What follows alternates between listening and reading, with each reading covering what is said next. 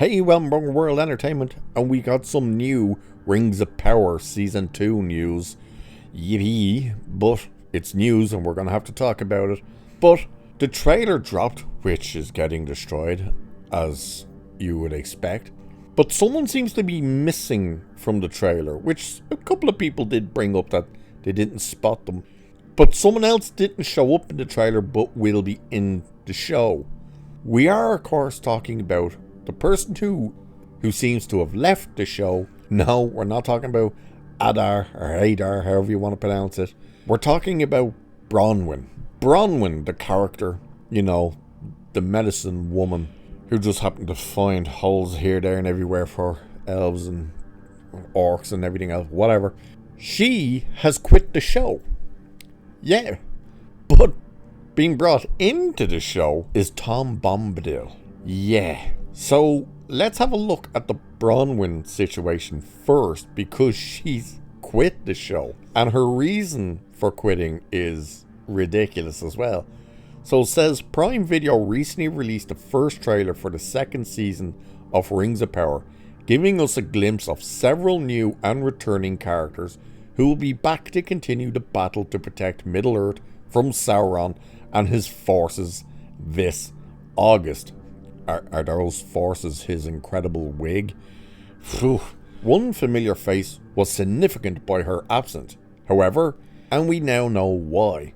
Entertainment Weekly reports that, I'm gonna butcher the woman's name, Nazani Bonadani, however you pronounce the second name, who played the human healer Bronwyn in Season 1, will not reprise the role. The site claims that her reason for leaving the show is due to her decision to take a break from acting in 2022 to focus her attention on a real-world crisis that developed in her home country of Iran. You must remember, the actress always claimed to be an activist.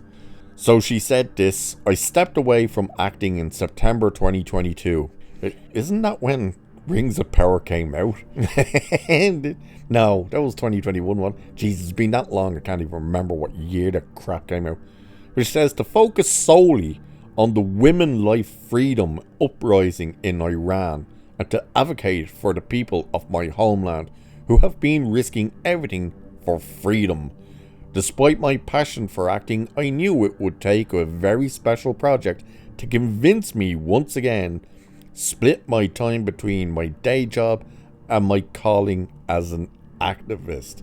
That statement right there just says that, in her eyes, Rings of Power is dog shit enough to not continue and walk away. You would assume these people would be under contracts. They mustn't be.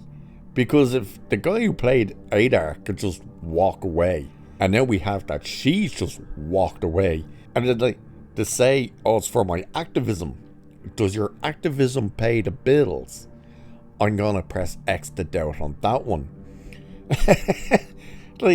Surely she knew signing up to this show, you were gonna have to be for X amount of seasons and whatnot. And to hear this, oh, I'm going to just go full time into my activism, is just like it. And let's be honest, she's not gonna be a big loss to the series, is she? Because she was dog shit in the first season, as was everyone else.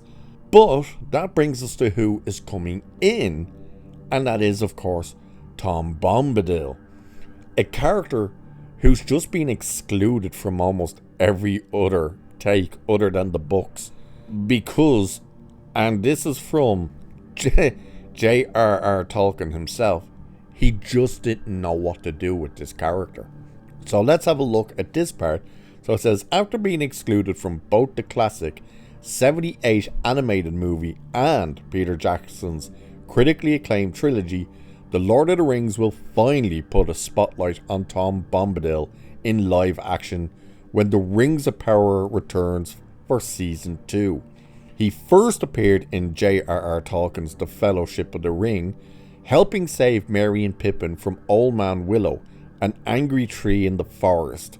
Old forest, that swallows them. In this series, we'll meet young version of Old Tom, and who has left Witty Windle behind to make a second home in the Ravaged Roan.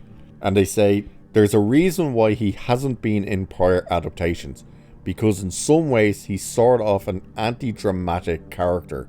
Showrunner J.D. Pine tells Vanity Fair. He's not a character who has a particularly strong agenda. He observes drama, but largely doesn't participate in it. Fellow showrunner Patrick McKay, or as I like to call the two of them, Dumb and Dumber, says he has no clear dramatic function that would justify his inclusion in a really great movie adaptation.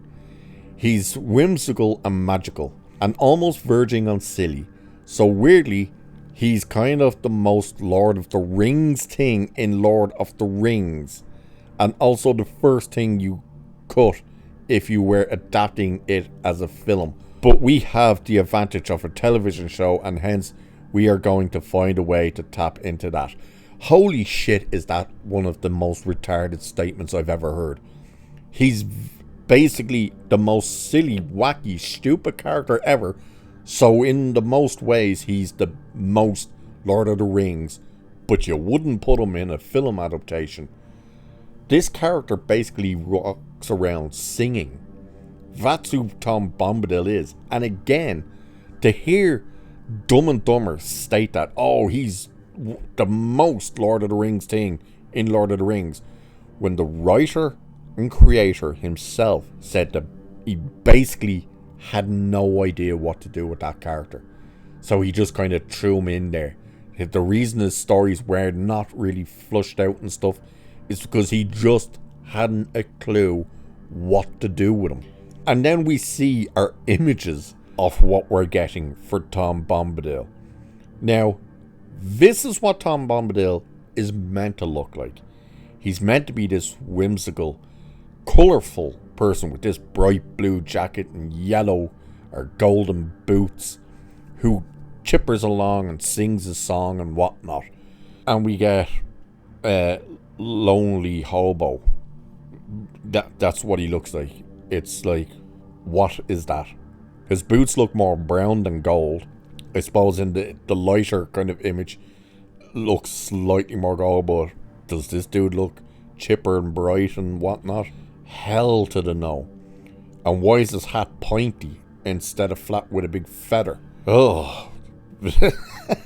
This character, who every live adaptation and animated adaptation just excluded because they were just like, we have no idea what to do with him.